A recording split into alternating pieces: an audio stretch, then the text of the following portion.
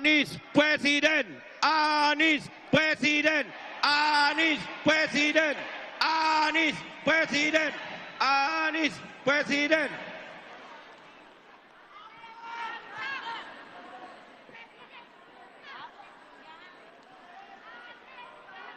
Bismillahirrahmanirrahim. Assalamualaikum warahmatullahi wabarakatuh.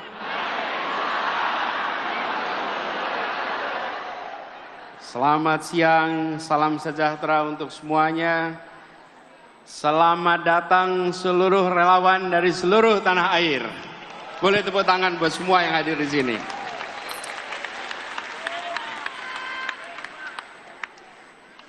Yang saya hormati seluruh jajaran pimpinan pengurus Amanat Indonesia, khususnya ketuanya Bung Sahrin Hamid. Beri tepuk tangan untuk seluruh jajaran Amanat Indonesia. Yang saya hormati, hadir bersama kita Ketua Umum Partai Demokrat, Mas Ahaye. Beri tepuk tangan untuk Mas Ahaye.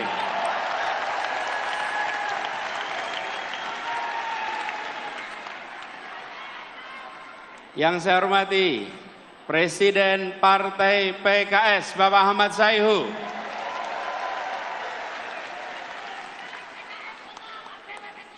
Dan juga Wakil Ketua Umum Partai Nasdem, Bapak Ahmad Ali.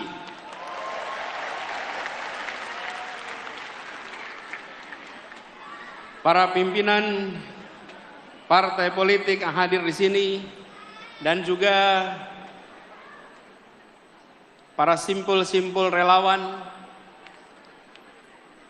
hadirin sekalian, termasuk hadir bersama kita, sebenarnya ada duduk di belakang sana, Ibunda tercinta, Ibu Aliyah Rashid Baswedan.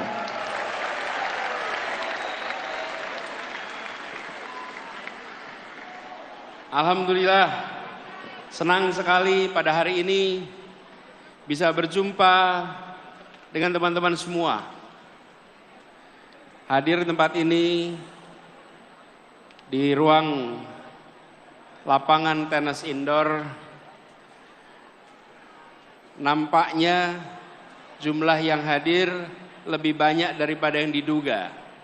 Barangkali berikutnya kita bisa pakai Jakarta International Stadium.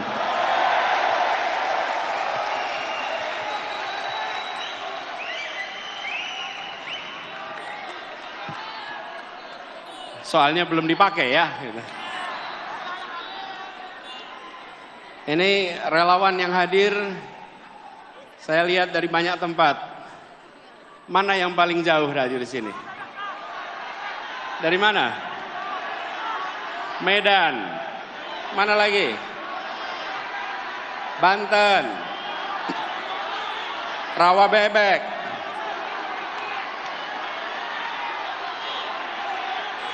Sukabumi. Kalimantan. Ambon. Cirebon. Mana? Pekanbaru. Aceh.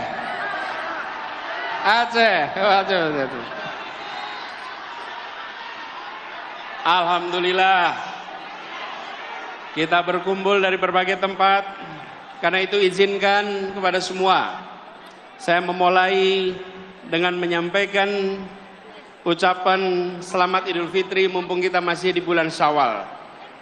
Minal aidin wal faizin, taqabbalallahu minna wa minkum. Mohon maaf lahir dan batin.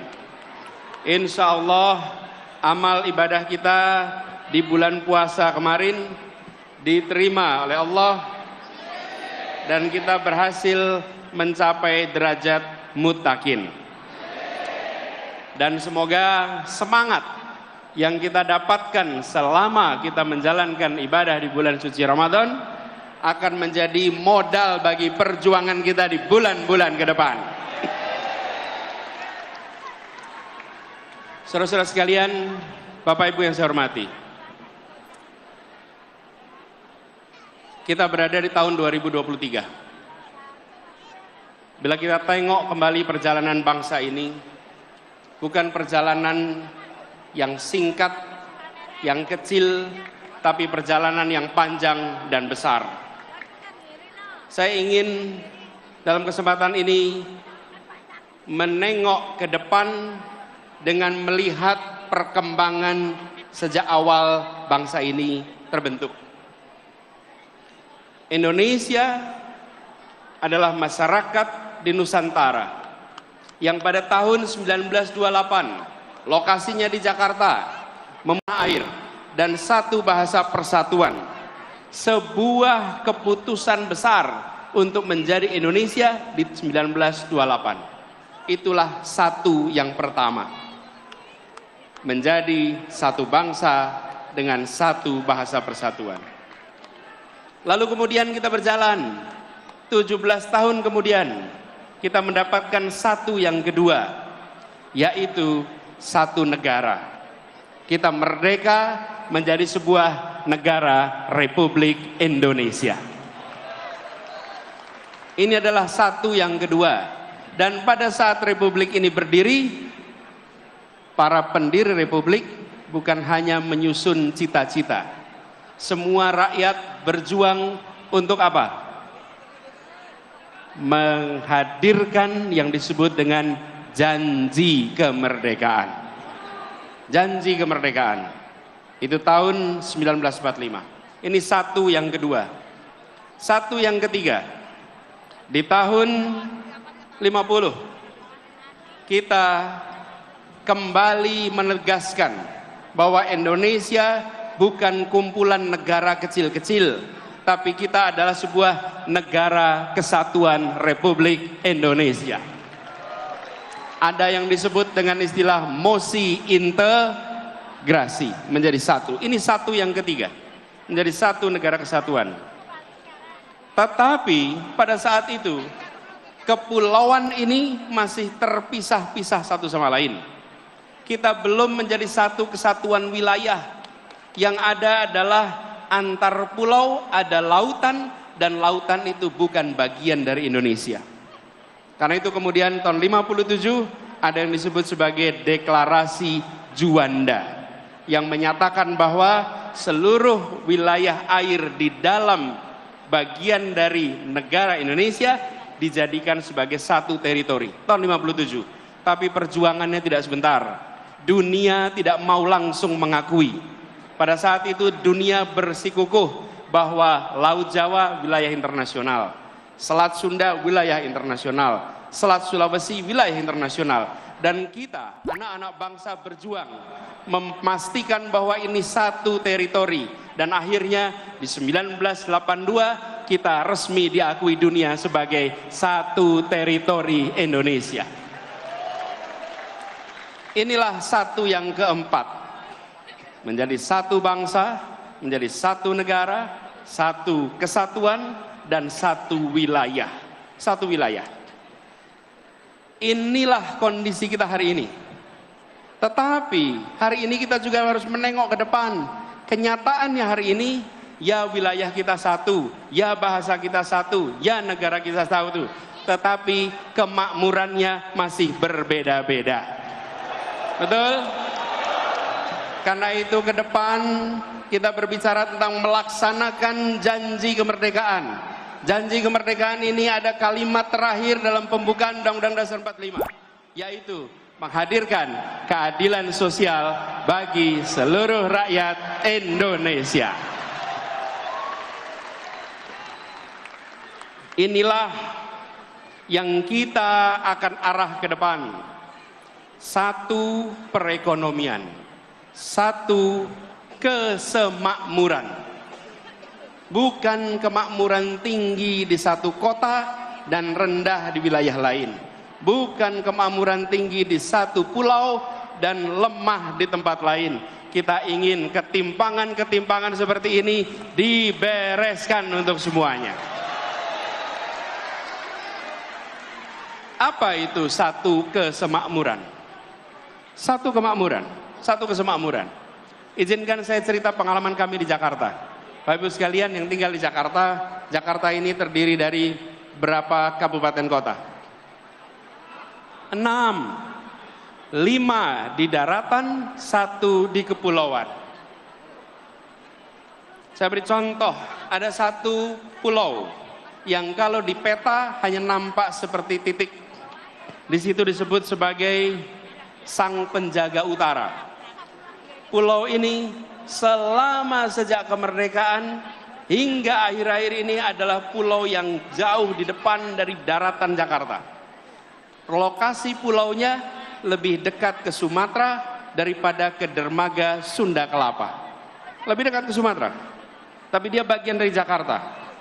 Dan di pulau ini puluhan tahun tanpa listrik, puluhan tahun kesulitan air bersih, puluhan tahun hanya sesekali kapal melintas.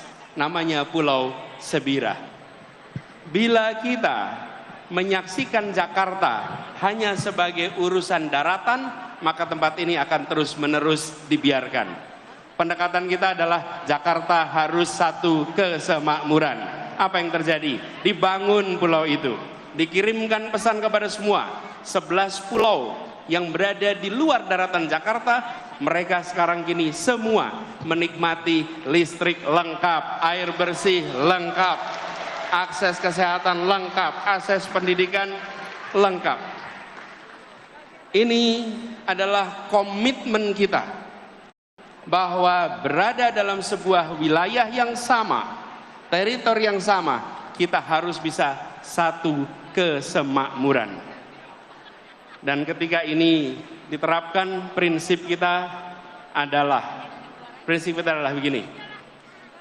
Lokasi pulau itu memang jauh dari Monas, tapi dia adalah bagian dari Jakarta. Anda semua yang hadir di sini, yang dari Aceh, hitungan kilometernya dari Jakarta memang jauh, tapi Anda 0 kilometer dari Ibu Pertiwi. Dari Papua, hitungan kilometer dari Monas memang panjang, tapi Anda 0 kilometer dari Ibu Pertiwi. Dari manapun Anda berada di tempat ini, hitungan kilometernya panjang, tapi sesungguhnya Anda 0 kilometer dari Ibu Pertiwi. Inilah yang harus dikembalikan. Inilah yang harus menjadi pegangan kita, bahwa republik ini tidak didirikan dengan perhitungan ongkos, untung dan rugi. Republik ini didirikan dengan janji untuk seluruh tumpah darah Indonesia. Jadi kita berbicara tentang Indonesia ke depan, berbicara tentang Indonesia yang satu kesemakmuran, bukan Indonesia yang terpisahkan karena jejak kesejahteraan yang berbeda-beda. Prinsip yang kita dorong adalah pertumbuhan yang berkualitas, bukan semata-mata pertumbuhan yang angkanya tinggi. Pertumbuhan yang angkanya tinggi tapi tidak berkualitas tidak dirasakan oleh rakyat kebanyakan. Apa itu pertumbuhan yang berkualitas? Pertumbuhan yang berkualitas adalah pertumbuhan ekonomi yang tumbuhnya dirasakan oleh semua, yang pemerataan beriring bersama dengan pertumbuhan. Ada pertumbuhan yang begitu tinggi tetapi rakyatnya tidak merasakan. Kenapa? Karena hanya ada 1-2 sektor yang tumbuh utama, yang lain hanya menonton dari rumahnya masing-masing. Inilah yang kita ingin jangkau semuanya. Kemudian kita tahu negeri ini punya begitu banyak peluang, dan pemerintah harus memastikan bahwa sumber daya yang diberikan oleh pemerintah untuk rakyatnya adalah sumber daya yang tepat. Kita menghadapi tantangan lingkungan hidup, itu menjadi kenyataan bagi kita. Solusi menghadapi masalah lingkungan hidup, apalagi soal polusi udara, bukanlah terletak di dalam subsidi untuk mobil listrik, yang pemilik mobil listriknya adalah mereka-mereka yang tidak membutuhkan subsidi. Betul? Kalau kita hitung, apalagi ini contoh, ketika sampai pada mobil listrik, emisi karbon mobil listrik per kapita per kilometer sesungguhnya lebih tinggi daripada emisi karbon bis berbahan bakar minyak. Emisi per kilometer per kapita untuk mobil listrik dibandingkan dengan bis berbasis BBM. Kenapa itu bisa terjadi? Karena bis memuat orang banyak, sementara mobil memuat orang sedikit.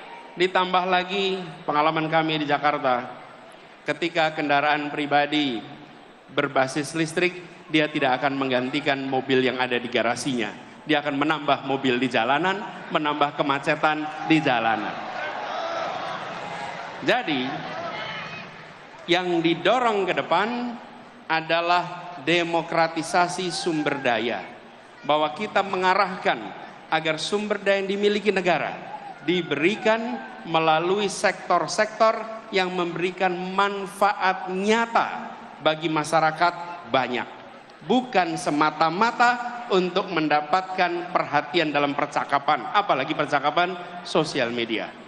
Karena itulah kita ingin dorong ke depan, insya Allah jalan-jalan tol yang sekarang sudah dibangun secara amat baik oleh pemerintahan hari ini, ke depannya nantinya dipenuhi oleh kendaraan-kendaraan umum berbasis dengan listrik ke depan. Kendaraan-kendaraan logistik berbasis listrik, bukan pribadi tapi kendaraan umum. Dan kita tahu, begitu bicara kendaraan logistik, kendaraan umum, pengangkut massal, maka dia bukan hanya memindahkan badan, bukan hanya memindahkan barang, dia sebetulnya adalah alat untuk membangun perasaan kesetaraan, alat membangun perasaan persatuan. Jadi ke depan ini adalah contoh bagaimana kebijakan disusun berdasarkan gagasan. Bukan sekedar kebijakan tanpa narasi, tanpa gagasan.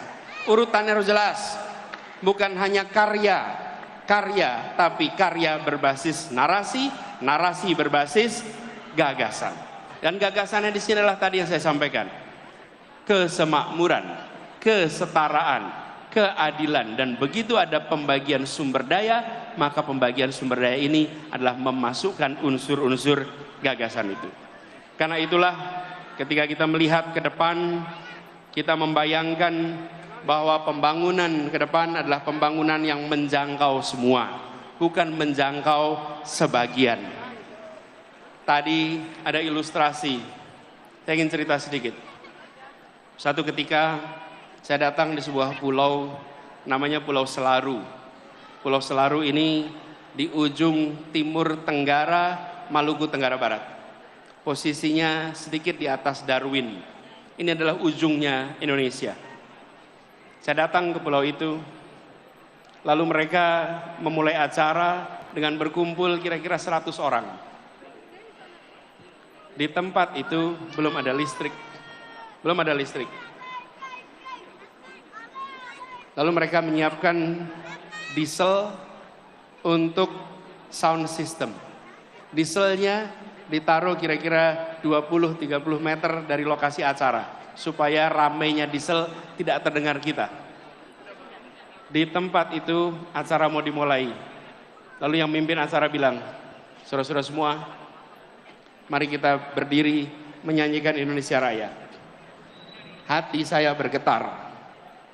Di sebuah tanah yang listriknya belum masuk, mereka memulai acara dengan menyatakan kami mencintai republik ini walaupun republik ini belum menunaikan janjinya di tempat ini.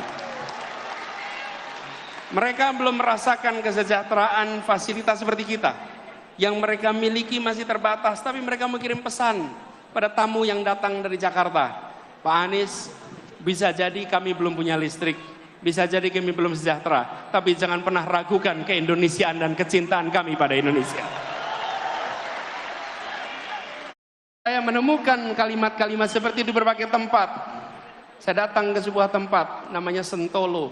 Sentolo ini di Jawa Barat, di Kulon Progo. Ngobrol dengan warga. Di tempat itu ketika saya bicara, mereka cerita, Pak Anies, tempat ini sudah diukur akan dipakai untuk pembangunan jalan tol. Rumah saya akan kena. Lalu saya tanya, bagaimana Pak rumahnya kena? Oh nggak apa-apa Pak. Biarkan tanah ini dipakai untuk pembangunan, karena ini adalah untuk kepentingan negara, ini untuk kepentingan masyarakat banyak. Dia belum sejahtera, dia kondisinya masih minim, tapi dia mengatakan pada semua bahwa kecintaan kami bukan berdasarkan kekayaan material. Kami mencintai Republik ini secara tanpa syarat.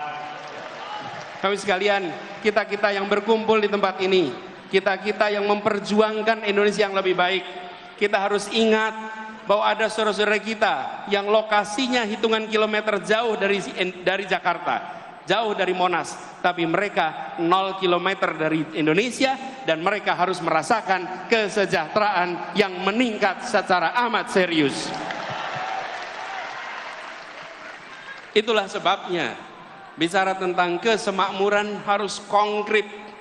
Kami coba wujudkan kemarin di Jakarta, dan insya Allah bila Allah nanti takdirkan, tahun depan kita akan merasakan sebuah penentuan arah pemilu Pilpres 2024. Anies Presiden.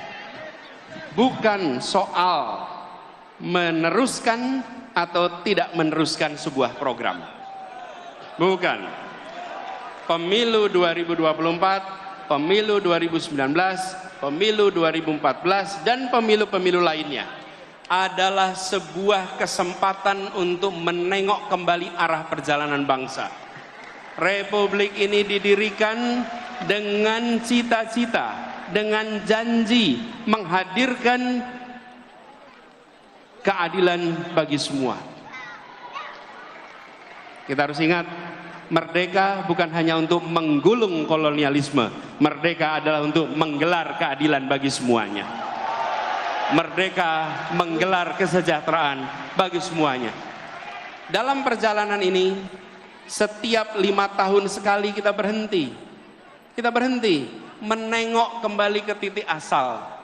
Apakah kita masih berada di dalam rute yang benar untuk meraih cita-cita itu? Seperti kalau kita melakukan pengembaraan, pecinta alam berjalan memasuki medan alam terbuka, mereka bawa kompas, tentukan tujuannya, titik awalnya di sini.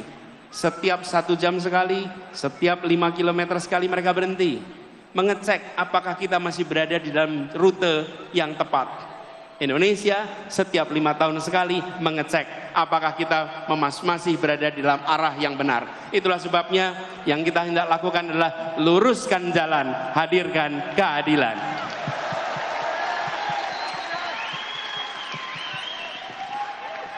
Teman-teman semua, para relawan dan semua simpatisan pendukung yang saya hormati, saya berkali-kali mengatakan bahwa relawan itu adalah pribadi-pribadi mulia.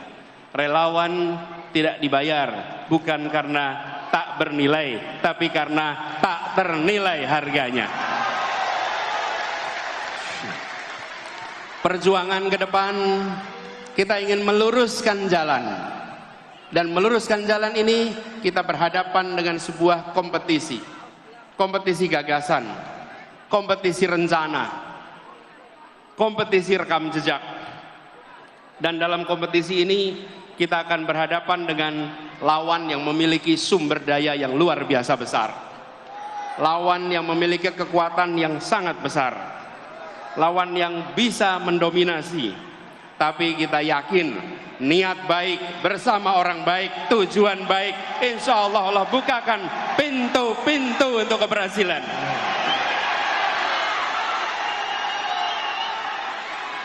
Kita tidak pernah gentar dengan ukuran material. Kita akan tunjukkan kekuatan spiritual yang kita miliki untuk meraih yang dijanjikan oleh Republik ini.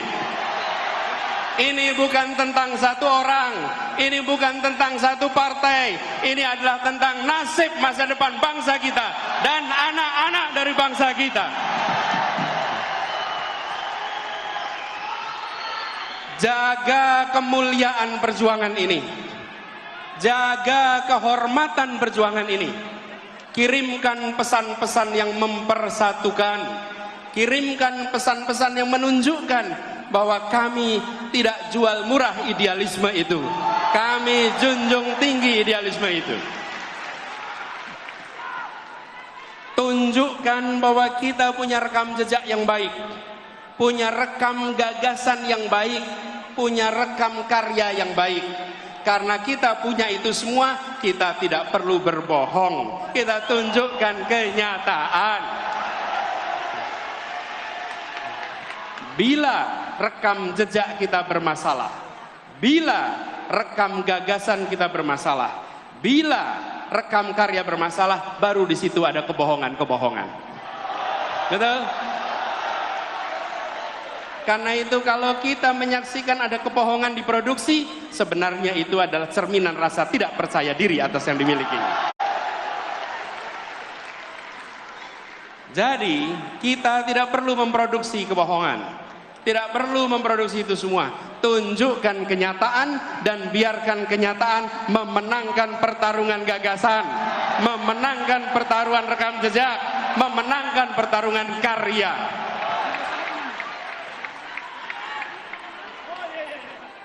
Dan kita ingatkan kepada semua bahwa bisa jadi ada lawan tapi tidak ada musuh. Kita tunjukkan kepada semua bahwa kita saudara sebangsa. Ya, kita berlawanan gagasan, ya kita berlawanan rekam jejak, tapi kita bukan musuh. Musuh saling menghabisi, lawan saling menguatkan. Lawan debat adalah teman berpikir. Lawan badminton adalah teman olahraga. Lawan voli adalah teman olahraga. Lawan di dalam proses pilpres, lawan di dalam pemilu, mereka adalah teman dalam demokrasi. Dan kita kirimkan pesan kepada semua, ini demokrasi modern. Ini bukan pengaturan negara dengan cara-cara yang non modern. Di dalam demokrasi modern, saya ingatkan beberapa hari yang lalu, bahwa di dalam proses ini semua tidak ada kekuasaan yang berpindah, tidak ada kekuasaan yang hilang. Kekuasaan itu tetap dan terus berada di tangan rakyat Indonesia. Yang berpindah itu adalah kewenangan untuk melaksanakan kekuasaan rakyat. Dan tiap 5 tahun sekali rakyat yang memegang kekuasaan menitipkan kewenangan itu secara bergantian. Inilah negara modern, inilah negara demokrasi modern. Karena itu, bila ada yang berpandangan khawatir kehilangan kekuasaan, maka sesungguhnya dia tidak paham prinsip-prinsip dasar demokrasi. Karena kekuasaan itu tidak hilang, kekuasaan itu tidak berpindah. Kekuasaannya ada pada saudara-saudara semua rakyat Indonesia.